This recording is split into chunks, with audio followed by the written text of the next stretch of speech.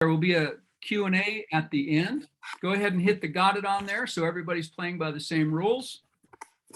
And again, these calls live forever on the back end for syndicate members. And you can always talk to Jim and I if you have questions about that. Get in touch with either one of us. We'll help you with that. So again, when we get to Q&A, if you've got questions or if you get a question while Germaine's speaking, go ahead and type it right into the chat. And that way we can address it and we will call on you, unmute you, and you'll have a chance to speak then. We always, Jim and I, when we first set this up, we were trying to anticipate any bad things that might come up. So I just remind everybody right out of the gate, poor conduct can result in a loss of membership. It will definitely get you censored, cut off, and locked out. So we've never had to boot anyone yet. And I don't expect that we'll have that problem tonight, but I want to be in the habit of reading it every time. So Germaine, we're going to give you about 20 minutes. I've already got questions after looking at your bio here for tonight, but I asked Germaine if she would speak on the educational and social changes that she's observed during her 40 years of public education. And I was going to title it The Evolution of Public Education. And then I realized I would probably say the devolution of public education. But I'll leave that to Germaine to explain to us. So Germaine, you've got the floor. Give us your words of wisdom from 40 years in the trenches. So when Rodney first asked if I would talk about this, I declined because I said, I really don't have anything positive to say because it's the erosion of American education. And I said, at one time I was going to write a book called The Shattered System. And I started, I kept notes for many years and it was just too depressing. I just couldn't do it. So I just moved on with my geography work and, like Rod said, touring the world and just enjoying what I did, regardless of what was happening with the indoctrination in our educational system. So when he told me it's okay if you don't have a rosy picture with this, just speak the truth. So what I'm going to tell you is my experience and what I have observed. I don't have opinions in here. It's just everything that has happened with me. So this is a very broad topic. So I focused on the changes that I've witnessed in grading, curriculum practices, the National Geographic Society, and then just society in general. So to begin, I started my teaching career in 1981 during a boom cycle in Casper, Wyoming. I was fresh out of Montana State University, and the school system housed K through 6 in 25 elementary schools, 7 through 9 in 3 junior high schools, and grades 10 through 12 in two high schools. There was a scope and sequence to the curriculum, meaning that the previous grade was aware of the learning expectations to be successful in the next grade. There were district grade level meetings in the fall and in the spring, when all the teachers would meet in a classroom and review the curriculum, which was in one big binder. There was one coordinator for the entire district that oversaw these grade level meetings. On our own, the 6th grade teachers continued to meet quarterly to keep our enthusiasm for learning and growing as professionals. We would share our best lessons with others, and we built a community of like-minded professionals who helped each other. Well, curriculum now is designed with select committees via the Wyoming Department of Education based on what the legislature decides. These committees work during the school year at the district headquarters, and substitutes are provided in their classrooms. Each content area has a different director to oversee the wordsmithing process, which is very broad in scope. The standards are then sent out to the districts to review. The standards tell what to teach, not how to teach it. And the curriculum is located online on the State Department website. It's about 45 pages long for just the geography. In summary, the work previously completed by one person now takes over a dozen, and it's very time consuming. So as far as the grading, when I began teaching, expectations were very high and discipline issues were handled in the classroom. Students were in school to learn. There were no behavior interventionists who devised special plans and gave prizes to kids for completing their expectations. The grading scale was 92 to 100% was an A, and anything lower than a 75 was considered unsatisfactory. Students worked hard and strived to be successful. the only phone calls to parents were basically to ask if they could drive for our field trips, which were many. Now, no parents are allowed to transport kids, and a bus request must be completed weeks in advance, which means the majority of learning is confined to the walls of a classroom. In the 1990s, the grading scale changed to a 10-point system. Now it was 90 to 100 was an A, and anything less than a 70 was considered unsatisfactory. Around 2009, the honor rolls were shrinking and the grade scale was altered so where there would be no failure, all students would pass. If assignments were not turned in, the teacher had to contact the parent and Saturday school was provided. Kids could do absolutely nothing all quarter and turn in what they wanted the day the quarter ended, and it became the teacher's responsibility to grade the work and enter the grades into the computer so the report cards could be printed. This no-fail policy has failed our children. Kids knew they could sit in class and basically just use oxygen and still pass. Teachers are still required to enter a 59 in the grade book instead of a 0. I pondered the significance of a diploma and referred to a sign that I had on my desk that said, "School is not a place where young people go to watch old people work." There was an evaluation system. I'll start over. There were evaluation ramifications if this grade policy was not allowed. I had this poster in my room that stated, "I don't give grades, you earn them." I was confronted by my principal, who is now an assistant superintendent, when I refused to pass a child who did nothing. I explained that the system was setting the kids up for failure in the working world, since no one could expect to go to a job, do absolutely nothing, and expect a paycheck. He informed me that he was my evaluator.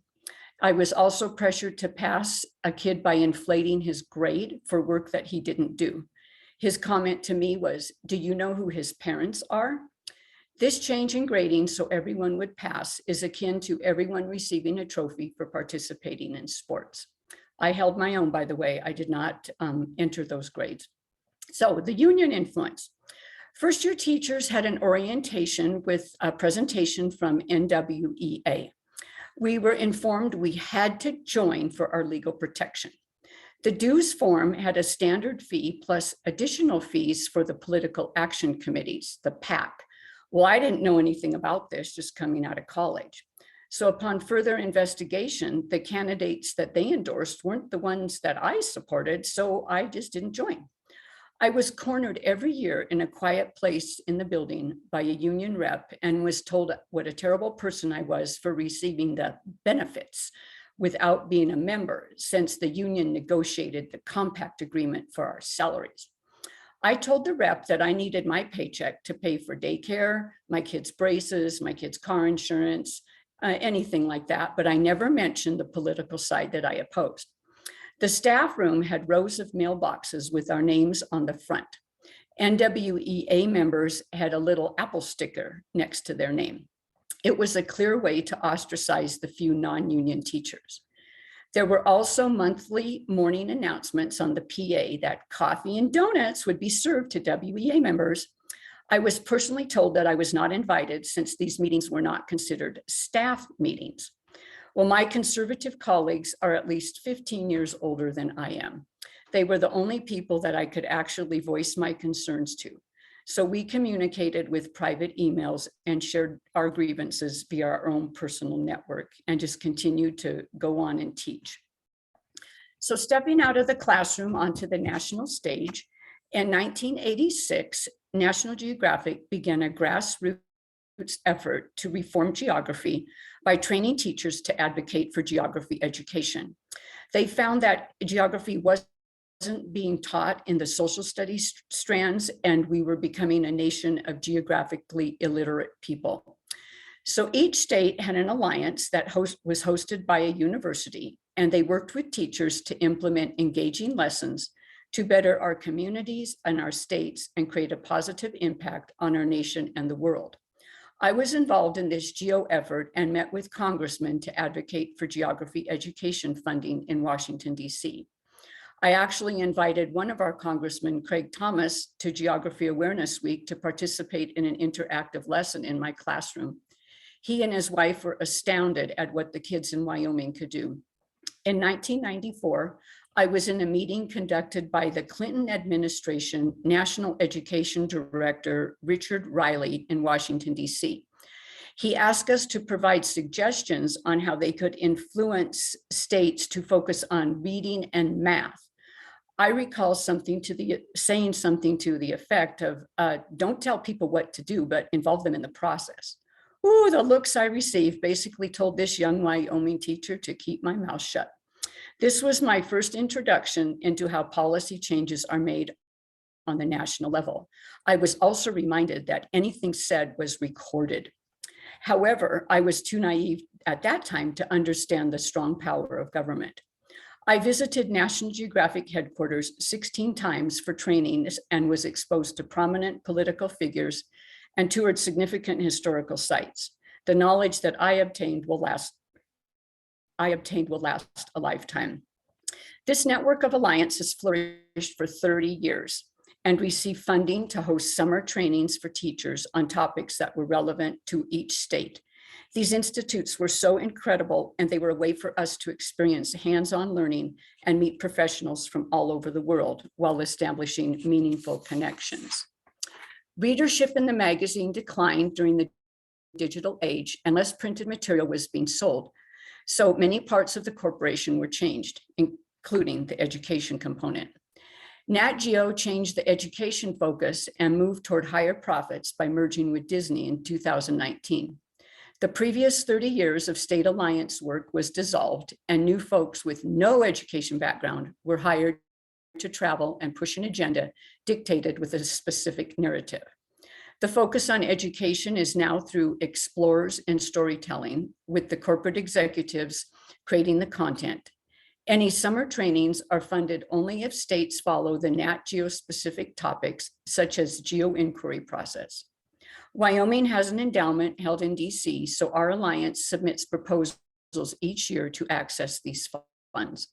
We continue to conduct summer institutes based on usually what they say. Right now, their focus is on incorporating Native American standards in social studies, and we're really good at that. Another note, there was a National Geography Bee that was held since 1989. Winners received substantial college scholarships. I was the state coordinator for that bee for 8 years, and that dissolved in 2020. They claimed that it was no longer going to be held due to COVID. So now I'll focus on the curriculum. There is a noticeable change from rigor in the past to the current fluff. In the early decades, in teaching 6th grade, my students had distinct courses daily. In math, they knew math facts. They knew how to tell time on an analog clock. In science, there were units on biology, chemistry, physical, and earth science. In social studies, our topics incorporated civics, history, a smidgen of geography, and economics. Oh, English, we did grammar, we did writing, we did figurative language, we learned parts of speech, we learned irregular verbs, we learned word derivations with Greek and Latin roots. We had a spelling program, we had reading, we had a basal textbook that included poetry, classics, short stories, and specific comprehension and decoding work. We even had dictionary skills. We had cursive handwriting, and once a week, kids went out of the class and went to specialist teachers for art, music, and PE. It was a joy to teach back then. It was just wonderful. So reading changed in the early 2000s with the focus on the No Child Left Behind Act. We were told to throw the basal books out the window. Our principal actually stood in the room and made sure we boxed them up so they would go to the district book discard. This new trend was now with literature groups, and we were to be learning English was no longer taught. We were supposed to incorporate all those English skills I mentioned in the teaching of a novel. So in 7 years with one principal, I was trained in 11 different language arts programs. Put that around your head, 7 years, 11 programs. So teachers and students were so frustrated. We did not know if we were supposed to be doing literature circles, 4 blocks of literacy, 6 traits of writing, Rebecca's sit and spelling, or just standing on our heads. We had no idea what we were going to be evaluated on when the administration walked in the door. At one point, I was required to have groups of no more than 7 students in reading groups, reading different novels at their reading level. And they could only be in a novel for 10 days. So that meant I had to prepare lessons and read books for over 50 middle school novels every year. I actually became a district expert on young adult literature and taught courses in the summer to teachers and administrators, one which my evaluating principal attended. Now, students are told to select books from the school library at their lexile. A lexile is a number based on the number of syllables in a word and sentence length. So the kids have tubs in the classroom, and they have one book at their lexile in their tub, one easy book. It could be a picture book or a Where's Waldo or whatever. And then the teacher reads a book above their grade level. In 2003, the great testing debacle escalated with state tests, well, district tests at every grade level, state testing at every grade level, and then the NAEP, which is the National Assessment for Educational Progress at 4th grade and 8th grade level. The focus was on teaching test-taking strategies. They actually deemed this a new genre. We had to teach kids how to take a test. So they had to look for main ideas like keywords, always, never, sometimes, often. They had to just pretty much figure in how to fill in a bubble. And so this this system in American education has created now 2 generations of children who are not able to think critically and analyze a situation.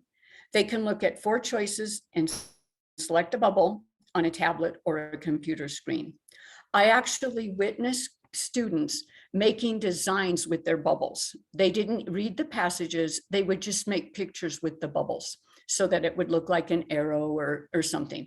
And they really didn't care because the test didn't go on their report cards, so they saw no reason why they should even try. However, the our names were tied to our students' test scores. If they didn't do well, we were reprimanded. At one point in 7th grade, I had 168 students linked with my name. I had some students that I never saw. One girl was homeschooled with cancer. I had some kids in a behavioral institute. I never saw them. They were never in school, but they were on my roster. And so their scores were reflected on my teaching, which I didn't feel was fair, but that's the way it was. So anyway, in 2005, our school district configuration changed. Everything was working fine up until then, but they just decided it needed to change. So now 6th grade was moved out of elementary school. So the elementaries housed K through 5. 6th through 8th grade went to what's now called a middle school, and grades 9 through 12 are in 3 high schools now. So in 2005, continuing, a new middle school opened called Frontier. The district advertised that the best teachers were being recruited. However, our hands were tied. Each student received an Apple laptop to take home so they could have 24/7 access to the digital world. There were no letter grades. There was no school-wide discipline plan. We were not allowed to use textbooks. The administration was inexperienced. They had no clue what they were doing. Oops, that's an opinion. And there was no stated curriculum. The teachers were told we could not teach any unit that we created at our previous schools. So students who had struggled with behaviors and academics in other schools enrolled for a fresh start. Our administration actually boasted, we have kids from 34 different schools coming. This is going to be so fun. Okay, however, there were predominant behavior issues. That's why they were coming from all those other schools. The first year was a complete disaster. There was little education happening. I had 68 students in 6th grade. 3 could read at grade level. The rest were way below. Most of them were at a 3rd grade reading level. Filling in the gaps of their learning did not allow for adequate curriculum coverage.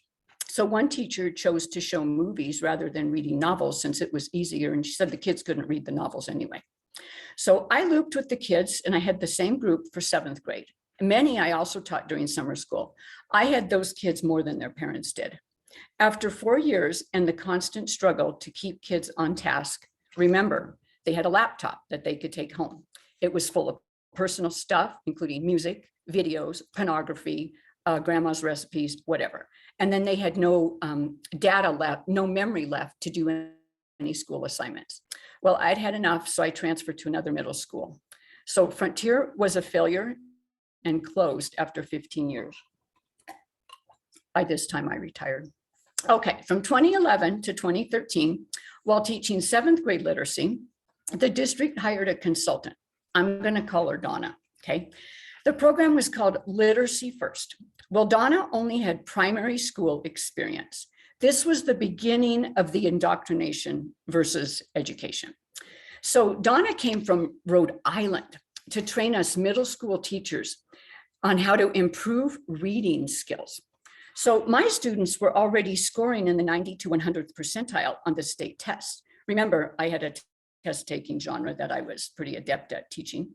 I had an arsenal of strategies that I mentioned earlier in my teacher toolbox with those 11 different programs. So my cohorts wanted to know what I was doing to get those kids to score so well.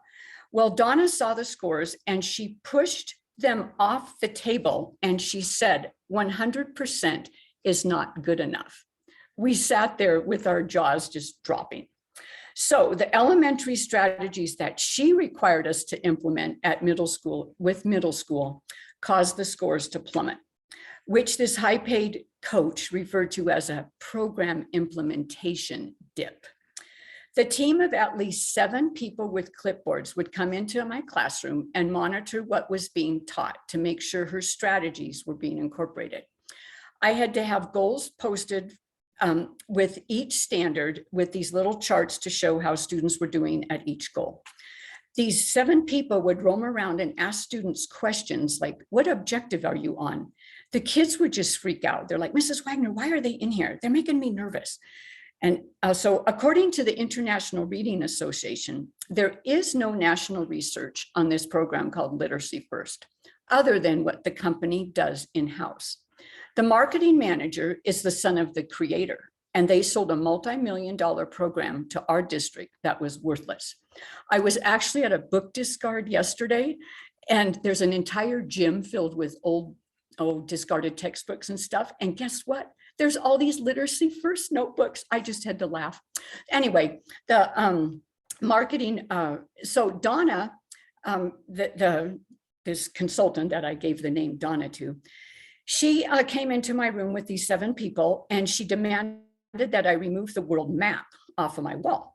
And she said, that doesn't have anything to do with reading. And I said, Donna, all stories have settings and locations, and we note where they are on the world map. Well, I had to take the map down, but I just replaced it with a smaller one. It was a great big map, and I just put a smaller one up. And then she stole a way cool bulletin board that I made. I made a gigantic plot chart that showed the elements of narrative fiction. She took photographs of it and she would use it in other schools and not acknowledge me as the creator. And my teacher friends in other schools who had been in my classroom would tell me, do you know Donna's using your stuff and promoting it as this is a wonderful word wall for your reading walls. So needless to say, I felt at this time that my career was hijacked by testing. So in 2014, I collaborated with the Wyoming Department of Education to host a statewide social studies summit in Casper. Our keynote speaker was James Lowen. He is the author of the book, Lies My Teacher Told Me. His message of telling the truth about the past helps cause justice in the present, exposed our teachers to the biased textbooks used nationwide. We made great progress exposing teachers to multiple social studies programs, as was evidenced in the evaluations. So regarding parents, I live in a school of choice district. This means that kids can go to any school their parent chooses in the town. So parents can pick a school for their child, and then the state pays for the busing. So schools don't have to have the same teaching methods. One school offers half-day Spanish, another does half-day Mandarin. Some offer traditional math and cursive, like how it was when I taught. Others focus on the emotional and social needs, and they even have therapy dogs roaming around the classrooms. Some kill dendrites with just an onslaught of worksheets. Some have Title I federal funds that they must adhere to.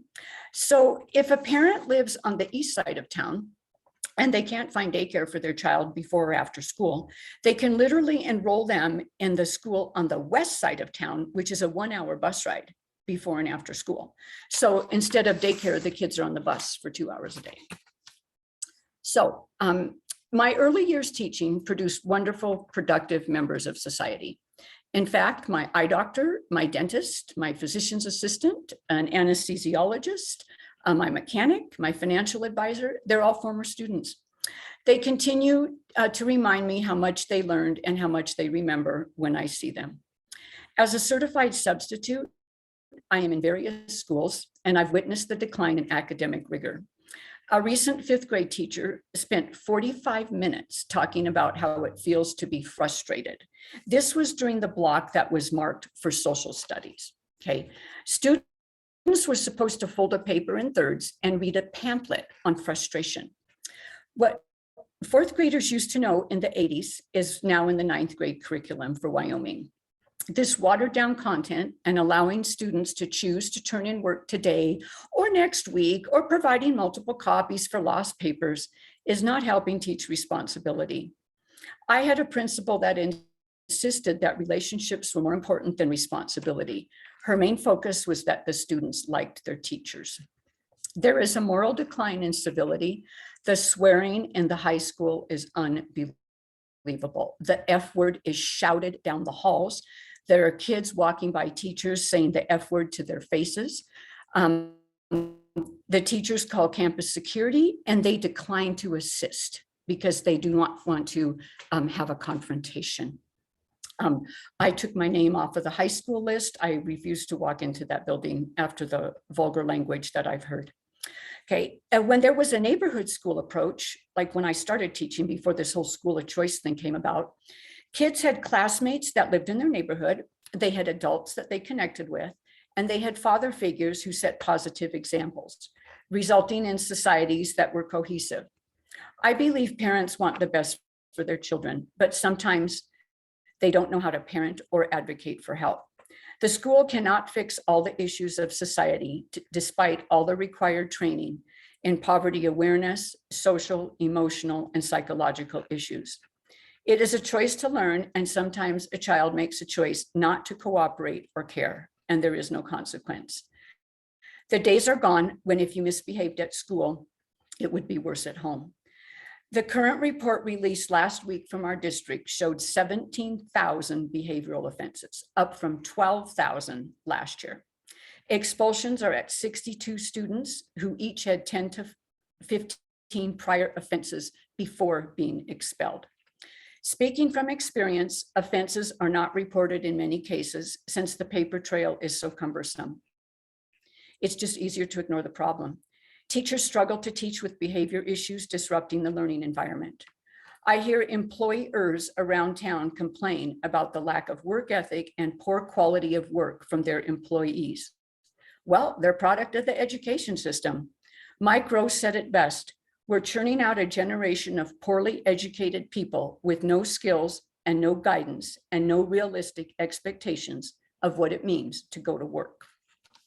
There is a decline in the moral character, common sense, and emotional stability and dissemination of content to increase knowledge. When I conduct trainings to pre-service teachers, it's evident they're not equipped to handle the daily rigors that will be before them. I inform them that they should know more about the content than their students. Many would actually benefit from learning basic skills. Their idea of teaching is a plain school. People need to learn to be resourceful and find ways to help themselves without government influence. The woke agenda today did not just happen overnight. It's been brewing for several decades. Now it just has a louder megaphone with the leftist media. My conclusion from this reflection is that if America truly wants to get on track, we need employers, parents, grandparents, and kids to advocate and demand accountability from the powers that fund education. Our tax dollars are being wasted if our greatest natural resource, our children, are not educated to compete in a global society. That's it. Wow. Thanks for not pulling any punches, Mrs. Wagner. So I have first question before I leave off on this. Who was the author of Lies My Teachers Told Me? Jim Loehm. He just recently passed away, but I will spell his last name for you. I have another one of his books on my reading stand right now. It's Loewen.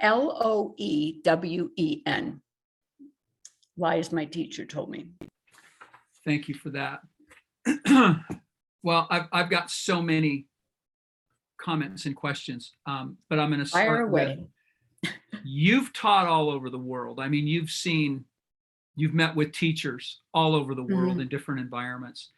And what is your observation on what's happening outside of the US in other countries and other schools? Is obviously, you're in Casper, Wyoming, but it's receiving federal funds, and what we're seeing there is happening all over the nation. So, well, we've found that with all of my travels, the problems are all over the world, other than in Japan.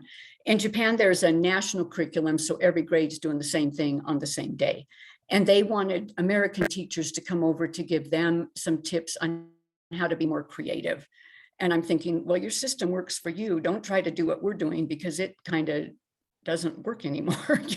Everyone's just kind of doing their own thing, and some things are taught, some things aren't. And then I've been like in the Amazon rainforest, they teach in little cinder block huts, and they write on a little chalkboard, and the kids have to memorize everything. And then they sing songs, and they're happy, and they're learning, and they're just content with their environment. And so what works for one place doesn't necessarily need to work for another. What we need to focus on is what would work to make our country a better place for our children. okay. And with that being said, my second question, and I'm asking you because now I'm putting you in the role of not retired, and current teacher.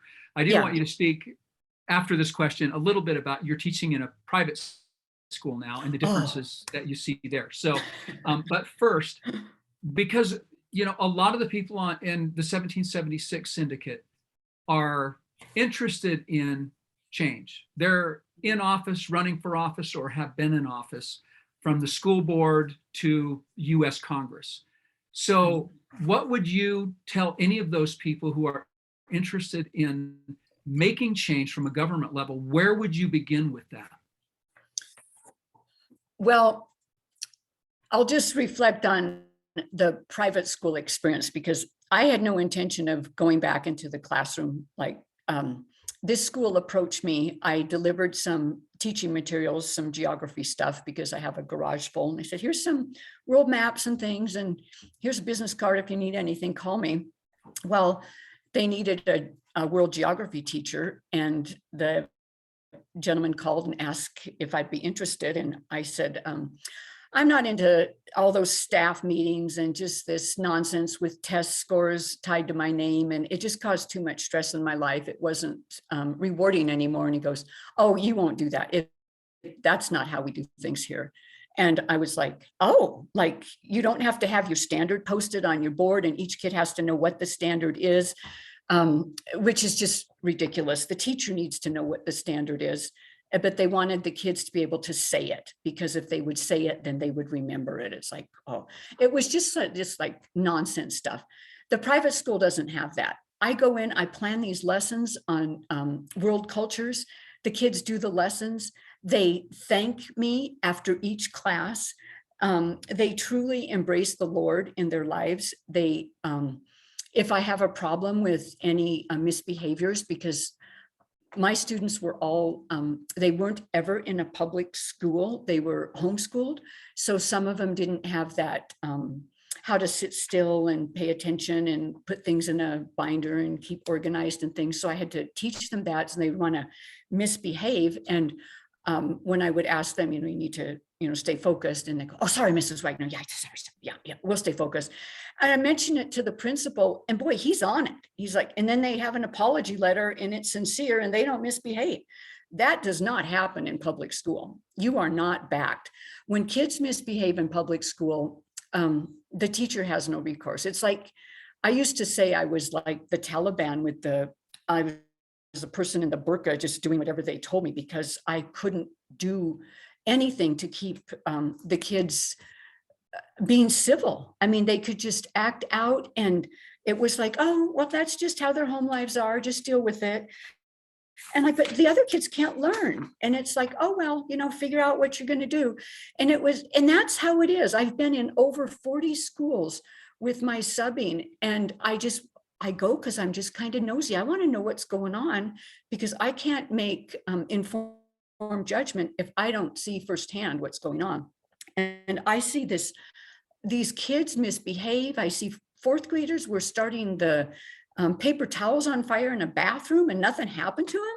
It's like, seriously, who does that? And so in the private school, I think it all goes back to having the Lord in your life. They embrace God, and we've lost that in our education. I mean, many schools still say the pledge, one nation under God, but I don't think they embrace that there's a higher power above us that can help us. And I think the private school sector, there's just more civility. I tell them every day when I'm there, I said, you are so lucky that your parents chose for you to be here. I said, you have no idea what's going on out in public school, because I would still sub. Like I teach at the private school two days a week, and every other week, 3 days a week. And so I sub on the days I'm not there, and it's just like night and day. It really is night and day. So back to your question, what would I tell people running for office is talk to those teachers without the union rep and have them voice their concerns. What is hindering learning in their classrooms? And how can that public official help? It needs to come from the school boards, because they don't, around here, they don't listen. I mean, I had a teacher friend, his son goes to this private school where I work, and he saw me at their spring recital, and he just came up and he hugged me, and he goes, you are so blessed to work here. And I said, I know, this is like a dream job. And he goes, you would not believe what he's putting up with. And he was telling me, I'm not going to explain it all because it's just awful. And I said, how can you even go to work? I mean, it's like, that isn't even like a normal environment. I think prisons have people that behave better than what you're telling me is going on in your school.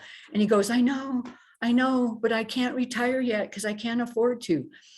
And so if they could just talk to those teachers and get some of these firsthand stories where they're not afraid to say what's going on, because you can't speak up. And you had mentioned I was never in the union. And when they would corner me and say, we're going to help you if you're ever in a legal battle or whatever. And I said, well, I have homeowners insurance. So I paid an extra little $7 a year to cover me if I was ever in a legal bind. I didn't need the union, because they're not going to help you. They're going to push their agenda. So that's I sound like a politician. That's a long answer to your question. Actually, it was a good answer, but now I have a follow-up question, because you mentioned some of the younger teachers that are coming in that have already been indoctrinated through public school and now through, advanced higher education. And they may be coming in with a full woke agenda to begin with. So how can we go back, or do the school board still have enough control over the curriculum to be able to make that shift? I don't know if they can go back, because the kids coming out of the college now, they're part of these two generations that are the test takers. They don't know how to think. They don't have basic skills.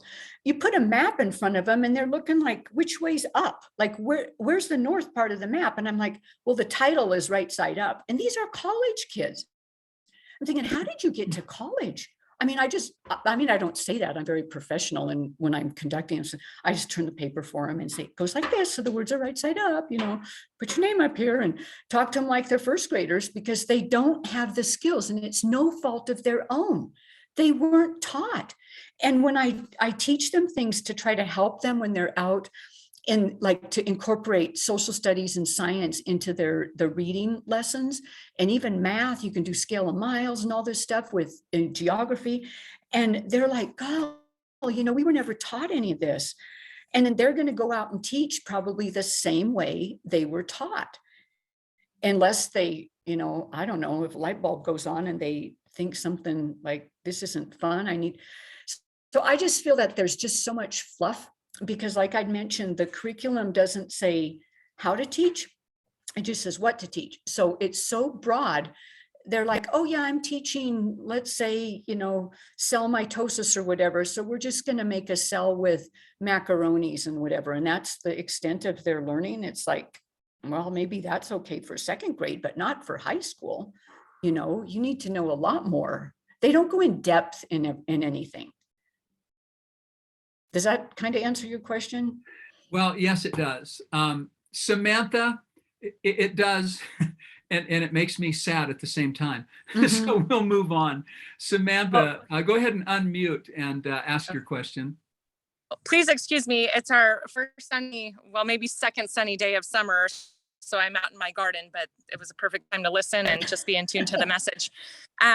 So looking super cute right now. I'm blinded by the sun. So mine's not so much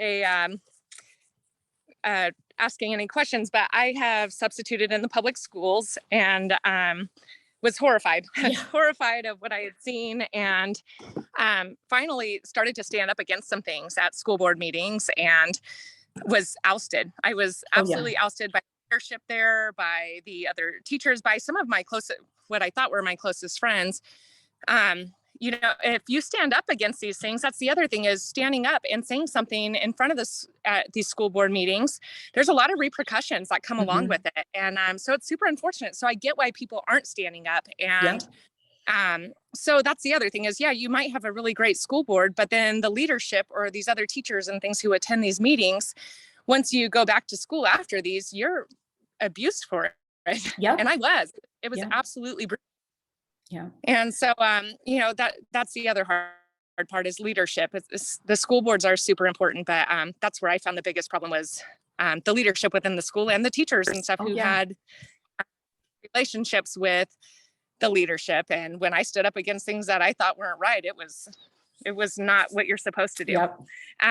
But what's been really awesome is, so we took our kids out of public school. Poor Jim, my husband Jim there, is still on the school board and he's doing really great things. But we put our kids in private school, and it's a financial sacrifice, of course. But just to see the education that these kids are getting, my kindergartner this year, go Reagan, please, is reading incredibly. Nothing I ever saw in public school until like second grade. The way my kindergartner reads is how second graders are reading in public school. But going back to the higher power, these kids in public or in private school have this respect for their teachers, for, the authority there, but they have a lot of accountability, not only from the teachers and from God, but their parents are paying a lot of money for them to be there. So the accountability and the parent involvement is completely different. So I guess my thing in all this is, I hope if your kids are in, or people who are on here, if your kids are in public school, that you're really keeping a close eye on things. But public school is a financial sacrifice, but it is so worth it. And I don't believe they're all perfect as either. But if you want to raise humans that can succeed in this world in these crazy times, we need to get after it and we need to make a change. Yeah, I totally agree. Thank you and speaking what you spoke. It just was speaking to me like, being in the public school system and then going into the private school system, it's just insane. Yeah. Well, in the private school, I never encountered a cell phone, and I'm teaching high schoolers. I never heard a cuss word. I mean, they would say a prayer at the beginning of class. My first day there, this one boy eagerly volunteered. He wanted to say the prayer that day, and it was just so funny. He says, "Dear Lord, thank you for this wonderful day, and thank you for bringing us a new geography teacher." That set the tone for me. I'm like, oh, and it was just from that day, it was every day has just been a blessing to go there. It's just so rewarding. And that, I don't know how that could happen in public school, because and I'm just speaking from experience, some of my teacher friends that are now principals, they drank some sort of Kool-Aid, kind of like the Jim Jones massacres in Guyana. I mean, it's like, do you have to be stupid once you turn into an administrator? I mean, where's your common sense? You know, you weren't like this as a teacher, but now they just follow this, whatever they're told, and it's just ridiculous. Yeah, ridiculous. All right. James, you don't have your hand up, but I see in the chat you have a question. Go ahead and unmute yourself, James. Thanks, Rod. Thank you, Germaine. That was amazing. I used to live in Wyoming. I actually pretty shocked to hear that that's actually, you know, you think Wyoming obviously is one of the more conservative states in the country, and it's just shocking that's going on to that level there. I mean, you imagine what's going on in some of these, some of these, you know, liberal hellholes across the country. But yeah, my question, you know, I'm actually having I'm actually just so you know, so I'm up here in Bozeman. I'm running for the state legislator up here in Montana, and I'm actually having a child in October, my first child, and well, my wife's having it, but but you know, and that's a big part of the reason why I'm running for office. And I'm you know, I'm really scared at what's going on. I mean, even here in Bozeman, it's and I'm not even really ensconced in the school here because I'm not a parent yet, but you know, I'm really worried. And I guess my question to you is, well, my first question is, and this is probably a little bit naive of me, but what is the end game here? Like, what are they trying to accomplish in your estimation of what is their goal here? Is it to destroy our minds? I think it's to destroy America. We're imploding. I mean, it's to implode our democracy. That, as I was looking back over 40 years, and of course I just kind of glossed over, you know, quickly, but I'm seeing this steady decline, and it's like we are imploding. It's like, I don't get how they could not want us to be successful, like how we were in the 80s and the 90s. And I've been through these boom and bust cycles, and you know how to struggle, you know what it's like to struggle, and it's like, do they just want everybody to struggle? And then if you create a society that is ignorant, you can control them, you know, and I think that's kind of where I think it's going. If you're not educated and you can't think for yourself, we can control you, and then we can tell you what to think, which is communism. I mean, I was going to say, isn't that what Mao Zedong did in China? Yeah. I mean, and I've been to Cuba, and I saw the same thing. It's like they can't speak their mind because they're, you know, the government controls anything that they listen to on the radio and any newspaper. It's all a distinct narrative. And it's like, I am so glad I was able to experience that firsthand, because I was telling my husband the other night, this is how our country's going. And at least I know we kind of have to learn how to be MacGyvers and be resourceful with whatever we have, because we're not going to continue with this lifestyle and a country of freedoms that we have grown up in. Yeah. And I just wanted to say one more thing. I don't mean to hijack the time here, Rod, but you know, you mentioned the you know, the God factor, and I truly believe that all streams go back to a fountain of, or a reservoir of godlessness, and I think it's probably even more evident in the schools, and that concerns me greatly, that how you know, absent God is in our schools these days. And I think we're seeing the, you know, Yeah. the rotten fruits of that. So, Well, I'm glad you mentioned that. when I taught as seventh grade with that Literacy First program, the kids had to do what was called MIRP, Monitored Independent Reading Progress, and they could read their own book. And this teacher cohort, she was across the hall from me, she came running over to me and she goes, this one student, he's reading the Bible. Do I need to turn him in? And I looked at her with like a look like, what? I said, he's reading. He can choose his own book. I said, the Bible has good stuff in it. And she goes, well, I don't think it's allowed in the public school. I think I need to go tell the principal. And I was just appalled, like, are you kidding me? You know, so, because that's like where it's going. It's like, if they can control everything, like what you read, what you see, what you learn, like we have these kids that don't even know how to tell time. They don't know their math facts and they're in junior high. They can't read cursive. I'd write my objective on the board in cursive and nobody could read it. And I'm like, you're in seventh grade. And, well, we don't know cursive. So I'd start printing everything. It's like, and it's just getting worse. It's getting worse. And I can say that from being in the schools subbing. Where's the rigor? You know, you guys are you just like play. And I commented to another teacher. I said, man, I used to work in this school for 25 years and the kids actually learned. I said, now they just play. And she goes, I know. Well, that was her. But Jim, I know that you have some final thoughts here too, but before I do that, before I turn it over to you, I just want to say that, Germaine, thank you for pulling the curtain back.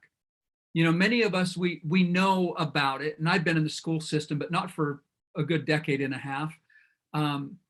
But pulling that curtain back, and I think this is part of our jobs as Americans to save the Republic. Mm-hmm. We need to continue to pull the curtain back. We need to continue to speak out. And I don't think it's going to be to the administrators who have drank the Kool-Aid. We need to go with your message, just like you delivered tonight, to politicians and to parents.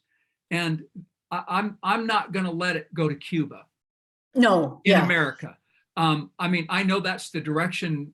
There's probably definitely, you know, the push for that. It's not going to happen on our watch. And that's what the 1776 Syndicate is about. Right. We are here to groom people to get them, you know, what do we call it? Deprogramming. Yeah. We'll deprogram those who we can, and we will equip those who are ready to fight. So I want to thank you. And before I get into final comments here, Jim. Yeah, thanks, Rod. And Germaine, thank you for what you spoke about tonight in your time. It's appropriate. I literally just got home from a school board meeting 10 minutes before this call tonight. And by the way, we're in union negotiations. Oh, wonderful. What's interesting about that, though, and it's a small touch of hope, it's a rural school. So we have our own superintendent, our own principal, and union negotiations is literally with two people that are, you know, they represent the union at the school. So it's much different. But the perspective that I get is it's almost like we're starting to reverse this narrative that you're talking about, because when we look back at these contracts that have been around 10 years, when, as you know, we were being infected by this socialist agenda, all of a sudden today we're rewriting some of that language going, what is that doing here? How did that slide by? Because we weren't on watch then. We were all doing our parenting and working, and we didn't realize we had the problem that we have now. And so we're able to kind of reverse a little bit of that. And my hope is that this will bleed out into the bigger school districts. As what Rod said, we're here to educate and give people the tools to win. And so what I love about this call, and I'm so glad that we record them so our other members can see this, is that it's so important if you're running for office. And James, what you're running for is a really important position, because you're going to be able to work on legislation that keeps these things out of our schools, or allows our community to hold the school boards accountable. Not to mention, a lot of our members are running for school board, or they are currently on a school board like myself, right? So to hear your firsthand knowledge and what you've experienced over these years is really, knowledge is key, right? And it allows us to leverage that firsthand and go out and do what we're trying to do, and that's become elected officials. So James, kudos to you and all the other people running for legislation office in the generals. You know, I do want to remind our listeners how important it is to get on these school boards so these things can't get out of hand like what we've seen, or to start turning the tides. Again, just coming from a union negotiation, we're already starting to change some of that language, because it only takes one good person to put the left in the corner and call them out on it. And then all of a sudden they start doing the backpedaling. We see that in the news all the time. By the way, I wrote a note here. We had a teacher at this rural school that was asked to take down the pictures of Washington and Lincoln. And the school said, we don't pay for those either, right? So even in this small little Montana town, James, it's here too, right? And as well as Wyoming, it sounds like. So the last thing I'm going to say, and this is more from an education perspective for listeners, is that Rod's wife actually sent me an article recently about the rise, or the continued rise, in homeschooling and the popularity of that, because parents are realizing that they're not getting the education they were hoping their kids to get. And interesting enough, the same day that she sent that over to me, I received another article as a school board member from MTSBA, and it was basically saying that those trends are continuing to tick up post-COVID. Right. So I think we're going to see a new wave in the levels of education. And I think that those parents and educators that are willing to spend some time helping some of these homeschoolers are in legislation, the backpack laws, where our tax dollars can follow the students. They're all great initiatives that will get us to hopefully a better spot, and we won't have to push back on communism so hard. So those were my comments. Again, thank you so much for your time tonight. And for the others that are listening to this call, I'll turn it back to you, Rod. Thanks, Jim. All right. So again, many, many thanks, Germaine. I actually have a brainstorm that came to me afterwards, and we'll discuss that at a later time. Okay. But this is the start of every one of these calls. We end up with more. There's fuel on the fire now, so that's a good thing. Thanks all of you who have tuned in live, and those of you who are watching this afterward. Again, reach out to us. If you've got questions about the syndicate, or you know other people who would benefit from this, please get them hooked up with us, if you would. And lastly, next week, what's on our agenda? We don't have a guest speaker. Well, actually, we have two. We have Jim Riley and Rod Kuntz, and we're going to be rehashing the outcome of the school board elections, as well as the primary elections that we had here. Kind of having a mini strategy session about what we can do to maximize our efforts going forward. It'll be well worth anyone's while. Comments, questions, concerns. We're going to put a think tank group together for next week. And Jim, anything to add with that? No, I think Germaine had another comment though. Oh, go ahead, Germaine. Yeah, I was going to say, besides school boards, I would suggest reaching out to your representatives and senators that are in Washington, D.C. Because I know mine they know me on a first name basis, because I would be back there so much trumping for geography education. And actually, Senator Barrasso was at this private school on the grand opening and gave opening remarks. So he knows how important it is to get these, the Christian values in. And I see him in the airports, like every time I travel, he's on the same flight as me for some reason. But in other states, they're like, your congressman, your representatives. It's like, because they're just like, they think they're mythical creatures out there. And I'm like, they're just humans. You need to get to them, because they can take that message to the hill, because you know what they say rolls downhill. It starts the national level and keeps coming down. And then also, I don't know if you guys are connected with your your Montana Department of Education, and get a foot in the door there, because I've had really good luck with them, because they're like-minded like me. They're not these leftist union people. But they're all older than me. I think that's that generation. And then if we could just pull the young people on board and just let them know this is some really good learning, these are some great strategies, and maybe you could present at one of their workshops or something and just let them know what you're doing. So anyway. Thanks. Good advice to be in touch with the people at the top. Swing for the fences, as we say. Yeah. And just an interesting side note, our guest last week, Germaine, was the Montana State Superintendent of Public Instruction, Oh. who you would fit right in with, by the way. Oh. So she's like-minded, and she is constantly being thrown under the bus by the press and everybody else because she is fighting back the way Yeah. you're fighting back. So Well, good for her. yeah.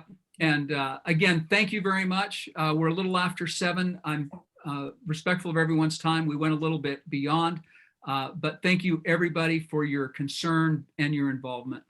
We'll see you next week. Thanks, Thank Rod. you. Appreciate it.